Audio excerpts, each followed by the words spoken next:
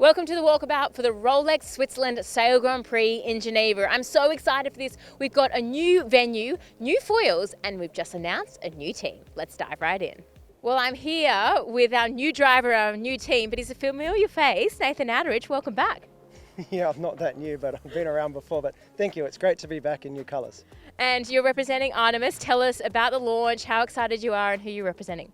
Yeah, it's pretty incredible to be back with SailGP. I've obviously had a season off, and to be joining an old family, you know, the Artemis family is pretty special for me. So yeah, really excited to be here launching the Artemis SailGP team. And the Swedish sailing, it's massive, it's growing. How excited are you to bring some Swedish talent into SailGP alongside you? Yeah, obviously, you know, Sweden's a very strong sailing nation. We've seen them getting better and better at every Olympics, and you know, we saw with the Women's and the Youth America's Cup some really good sailors coming out of Sweden.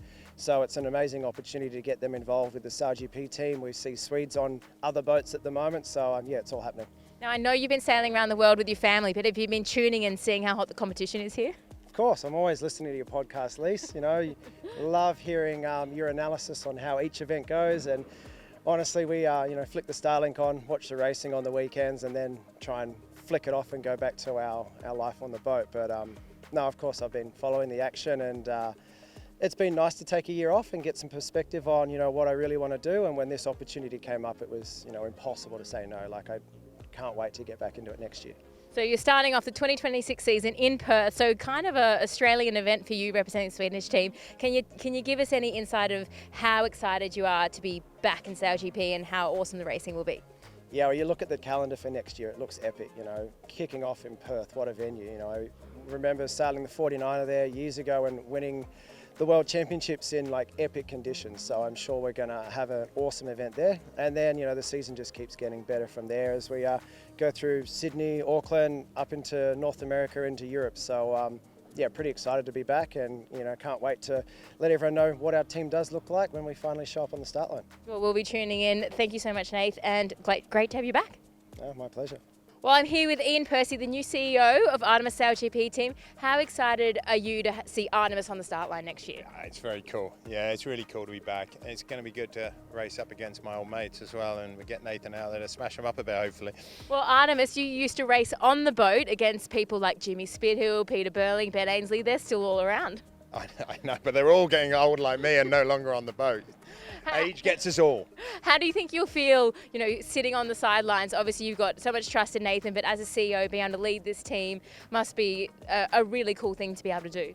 Yeah, look, I think for me, I've been out of in a sporting sense for 5 years, so I think it works really well. Let Nathan concentrate on the sporting side. I'll just be able to hold him to account on that and enjoy the hospitality a bit. Artemis, such a special group of people. What does it mean to obviously your owner and to the rest of the Artemis family to be at this league, and why SailGP?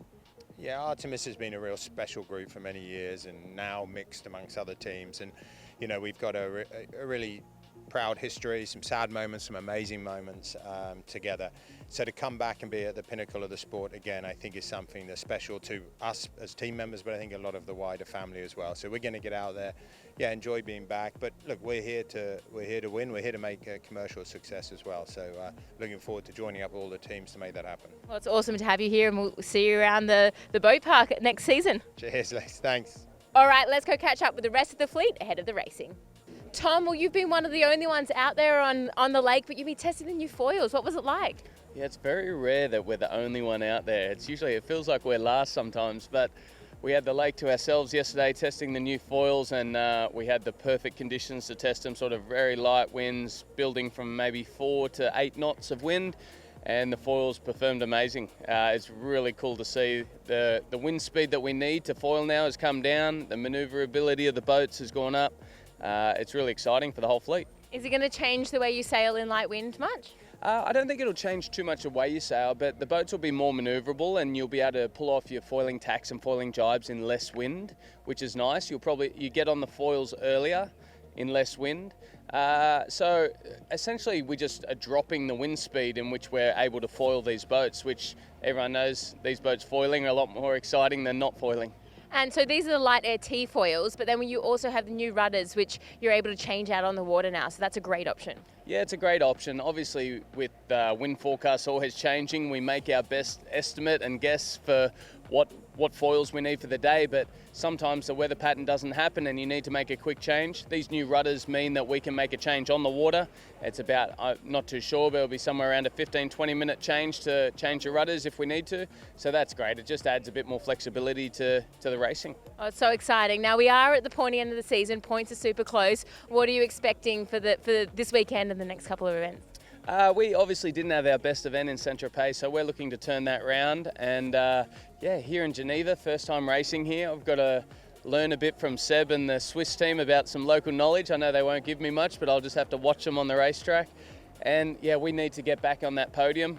We need to try to cement our position heading into the final event in Abu Dhabi, which we know can be a real tough event. You want to have a bit of a points buffer heading into Cadiz and Abu Dhabi.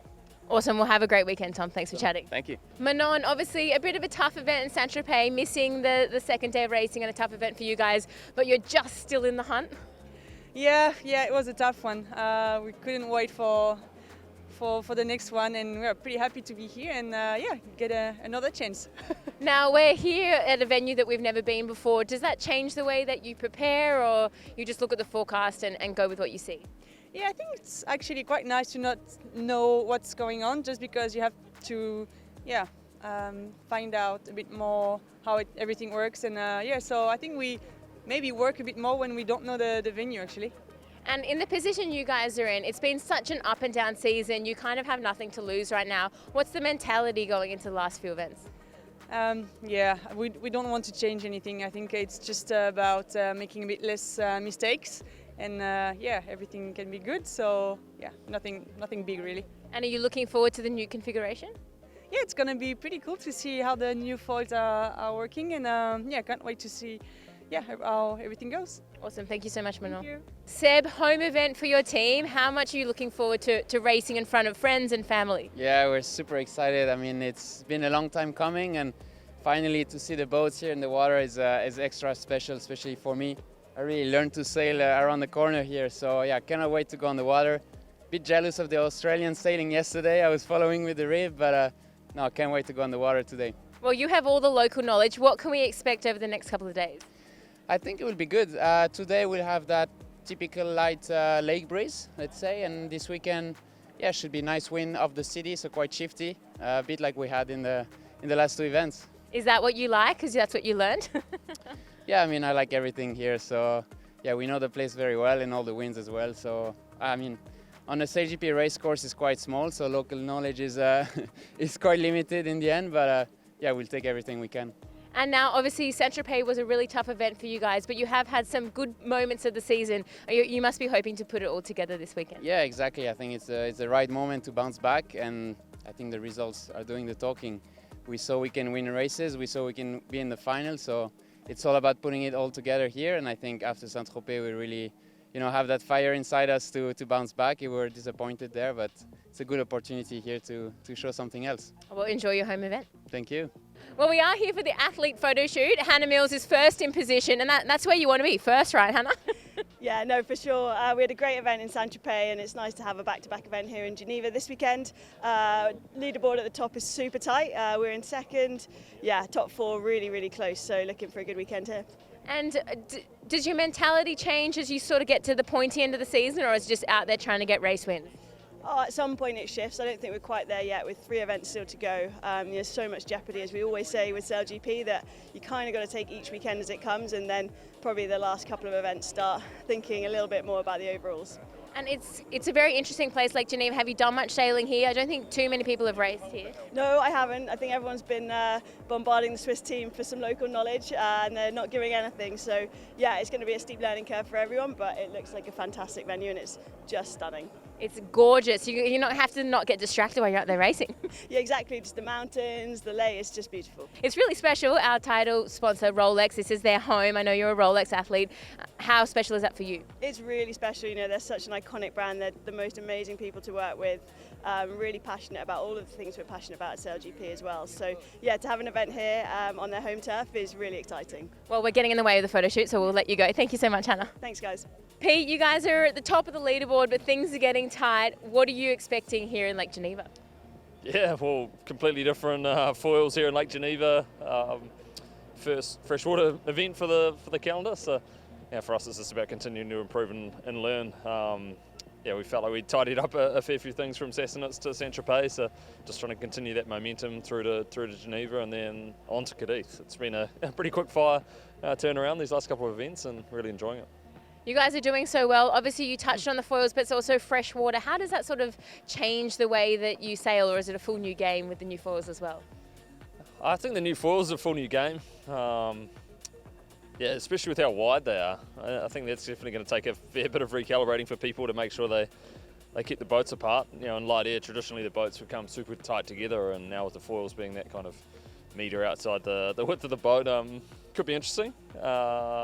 And something you definitely don't want to pick up those penalty points. So, yeah, just all the little things, trying to make sure we put together a nice, clean, solid event and keep building that momentum into Abu Dhabi.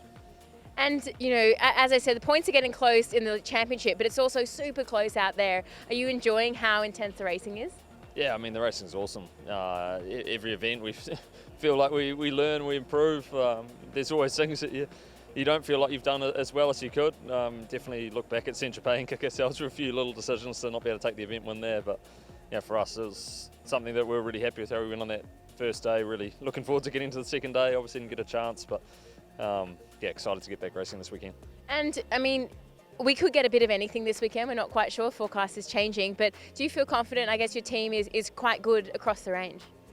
Yeah, well, we've always had the ethos that you've got to be good across the board. You've got to be, right, setting the benchmark right across the board.